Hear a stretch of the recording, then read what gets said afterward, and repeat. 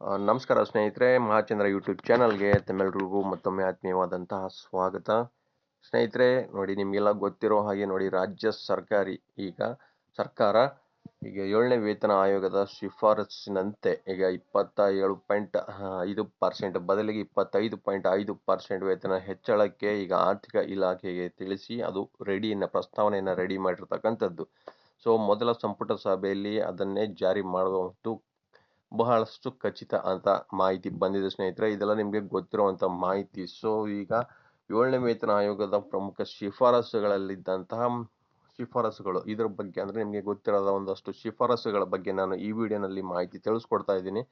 ಇದರಂತೆ ನೀವು ತಿಳ್ಕೋಬಹುದು ಸ್ನೇಹಿತರೆ, ಎಷ್ಟಕ್ಕೆ ಏರಿಕೆ ಮಾಡಬಹುದು, ಅವರು ಎಷ್ಟಕ್ಕೆ ಏರಿಕೆ ಮಾಡಿದ್ರೆ ಸರಿಯಾಗುತ್ತೆ. ಸೊ ಇದ್ರ ಬಗ್ಗೆ ಒಂದು ಸ್ವಲ್ಪ ಮಾಹಿತಿ ನಿಮಗೆ ಗೊತ್ತಾಗ್ಬೋದು ನೋಡಿ.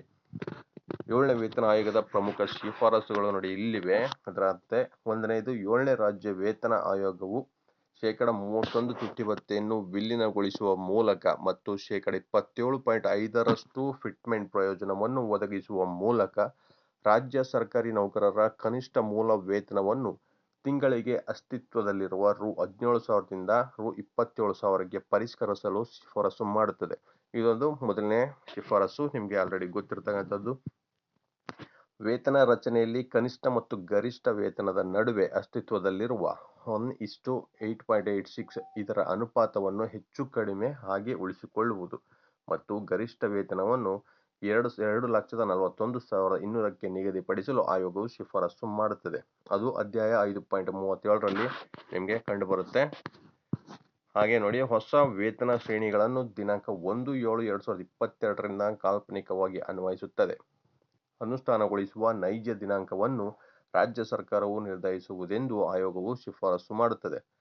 ನೌಕರರ ಕುಟುಂಬದ ಕನಿಷ್ಠ ಬಳಕೆ ವೆಚ್ಚದ ಲೆಕ್ಕಾಚಾರಕ್ಕಾಗಿ ಬಳಸಲಾಗುವ ಆಕ್ರಾಯ್ಡ್ನ ಸೂತ್ರವನ್ನು ಚಾಲ್ತಿಯಲ್ಲಿರುವ 1 ಮತ್ತು 0.8ರ ಪ್ರಮಾಣದ ಬದಲಿಗೆ ಪ್ರಾತಿನಿಧಿಕ ಕುಟುಂಬದ ವಯಸ್ಕ ಪುರುಷ ಮತ್ತು ಮಹಿಳಾ ಸದಸ್ಯರಿಗೆ ಒಂದು ಸಮಾನ ಪ್ರಮಾಣವನ್ನು ನೀಡುವ ಮೂಲಕ ಎರಡೂ ಲಿಂಗಗಳನ್ನು ಸಮಾನವಾಗಿ ಪರಿಗಣಿಸಿ ಸ್ವಲ್ಪ ಮಟ್ಟಿಗೆ ಮಾರ್ಪಡಿಸಲಾಗಿದೆ. ಪರಿಷ್ಕೃತ ಪ್ರತ್ಯೇಕ ನೋಡಿ 1761 ಮತ್ತು 1602 ಇದರಂತೆ ವೇತನ ಶ್ರೇಣಿಗಳೊಂದಿಗೆ ಪರಿಷ್ಕೃತ ಮುಖ್ಯ ಶ್ರೇಣಿಯನ್ನು ರೂಪಿಸಲಾಗಿದೆ. ಚಾಲ್ತಿಯಲ್ಲಿರುವ ರು. 400ರಿಂದ ರು. 3,100ರ ಬದಲಿಗೆ ವಾರ್ಷಿಕ ಬಡ್ತಿ ದರಗಳು ಮುಖ್ಯ ಶ್ರೇಣಿಯಾದ್ಯಂತ ರು.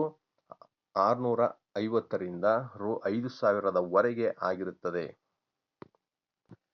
ಪ್ರಸ್ತುತ ಜಾರಿಯಲ್ಲಿರುವಂತೆ ಒಂದು ಕ್ಯಾಲೆಂಡರ್ ವರ್ಷದಲ್ಲಿ 1ನೇ ಜನವರಿ ಅಥವಾ 1ನೇ ಜುಲೈನಲ್ಲಿ ವಾರ್ಷಿಕ ಬಡ್ತಿ ದರಗಳನ್ನು ಮಂಜೂರು ಮಾಡುವುದನ್ನು ಮುಂದುವರೆಸಲು ಆಯೋಗವು ಶಿಫಾರಸು ಮಾಡುತ್ತದೆ.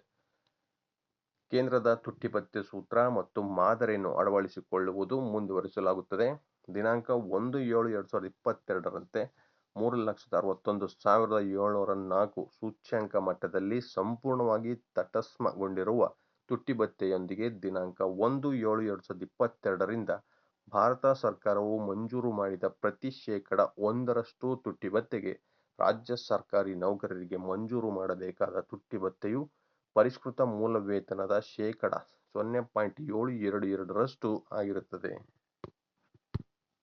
ಅನುದಾನಿತ ಶಿಕ್ಷಣ ಸಂಸ್ಥೆಗಳ ನೌಕರರು, ಸ್ಥಳೀಯ ಸಂಸ್ಥೆಗಳು ಮತ್ತು ವಿಶ್ವವಿದ್ಯಾನಿಲಯಗಳ ಬೋಧಕೇತರ ಸಿಬ್ಬಂದಿಗಳ ವೇತನ ಶ್ರೇಣಿಗಳನ್ನು ರಾಜ್ಯ ಸರ್ಕಾರಿ ನೌಕರರಿಗೆ ಪರಿಷ್ಕರಿಸಿದ ರೀತಿಯಲ್ಲಿಯೇ ಪರಿಷ್ಕರಿಸಬೇಕು. ರಾಜ್ಯ ಸರ್ಕಾರವು ಕೇಂದ್ರದ ವೇತನ ರಚನೆಯನ್ನು ಅಳವಡಿಸಿಕೊಳ್ಳಲು ಒಂದು ವಿಧಾನವನ್ನು ಆಯೋಗವು ರೂಪಿಸಿದೆ. ಆದಾಗ್ಯೂ ಪ್ರಸ್ತುತ ರಾಜ್ಯ ಸರ್ಕಾರವು ಮುಖ್ಯ ಶ್ರೇಣಿ ಮತ್ತು ವಿಭಜಿತ ಪ್ರತ್ಯೇಕ ವೇತನ ಶ್ರೇಣಿಗಳನ್ನು ಒಳಗೊಂಡಿರುವ ಅಸ್ತಿತ್ವದಲ್ಲಿರುವ ವೇತನದ ಮಾದರಿಯನ್ನು ರಾಜ್ಯ ಸರ್ಕಾರವು ಉಳಿಸಿಕೊಳ್ಳುವುದು ಸೂಕ್ತವೆಂದು ಅಭಿಪ್ರಾಯಪಟ್ಟಿದೆ. ಭಾರತ ಸರ್ಕಾರವು ತನ್ನ ನೌಕರರಿಗೆ ಮುಂದಿನ ವೇತನವನ್ನು ಪರಿಷ್ಕರಿಸಿದಾಗ ರಾಜ್ಯ ಸರ್ಕಾರವು ಕೇಂದ್ರೀಯ ವೇತನ ರಚನೆಯ ಆಧಾರದ ಮೇಲೆ ಪರ್ಯಾಯ ರಚನೆಯನ್ನು ಅಳವಡಿಸಿಕೊಳ್ಳಲು ಸೂಕ್ತ ಸಮಯವಾಗಿರುತ್ತದೆ. ಮಾಸಿಕ ಪಿಂಚಣಿ ಪ್ರಮಾಣವು ಅಂತಿಮವಾಗಿ ಪಡೆದ ಮೂಲ ವೇತನದ ಶೇಕಡ 50ರಷ್ಟಲ್ಲಿಯೇ ಮುಂದುವರಿಯುತ್ತದೆ ಮತ್ತು ಕುಟುಂಬ ಪಿಂಚಣಿಯು ಅಂತಿಮವಾಗಿ ಪಡೆದ ಮೂಲ ವೇತನದ ಶೇಕಡ 30ರಷ್ಟರಲ್ಲಿ ಮುಂದುವರಿಯುತ್ತದೆ. ಅದರಂತೆ ಕನಿಷ್ಠ ಪಿಂಚಣಿಯನ್ನು ರು. 13,500ರಿಂದ ಕನಿಷ್ಠ ವೇತನ 27,000ದ ಶೇಕಡ 50ರಷ್ಟು ಮತ್ತು ಗರಿಷ್ಠ ಪಿಂಚಣಿಯನ್ನು 1,20,600 ಅದು ಗರಿಷ್ಠ ನೋಡಿ 2,41,200ರ 50% ಪರಿಷ್ಕರಿಸಲಾಗುವುದು ಅಂತ ಇಲ್ಲಿ ಕೊಟ್ಟಿರ್ತಕ್ಕಂಥದ್ದು. ಇವಿಷ್ಟು 7ನೇ ವೇತನ ಆಯೋಗದ ಪ್ರಮುಖ ಶಿಫಾರಸುಗಳು ಆಗಿರ್ತಕ್ಕಂಥದ್ದು ಸ್ನೇಹಿತರೆ. ಸೊ ಇದರಲ್ಲಿ ಈಗ ಮೊದಲನೇ ಪುಟ ಸಭೆಯಲ್ಲಿ ಎಷ್ಟು ವಿಚಾರಗಳ ಬಗ್ಗೆ ಇವು ಒಪ್ಪಿಗೆಯನ್ನ ನೀಡುತ್ತೆ ಸರ್ಕಾರ ಅಂತ ಈಗ ಕಾದು ನೋಡಬೇಕಾಗಿದೆ. ಇಷ್ಟು ಇವತ್ತಿನ ಮಾಹಿತಿ ಸ್ನೇಹಿತರೆ. ವಿಡಿಯೋ ನಿಮ್ಗೆ ಇಷ್ಟ ಆಗಿದ್ರೆ ಲೈಕ್ ಮಾಡಿ ಮತ್ತು ಶೇರ್ ಮಾಡಿ. ಮತ್ತೆ ಮುಂದಿನ ವಿಡಿಯೋಲಿ ನಾನು ನಿಮ್ಮನ್ನ ಭೇಟಿ ಮಾಡ್ತೇನೆ. ನಮಸ್ಕಾರ.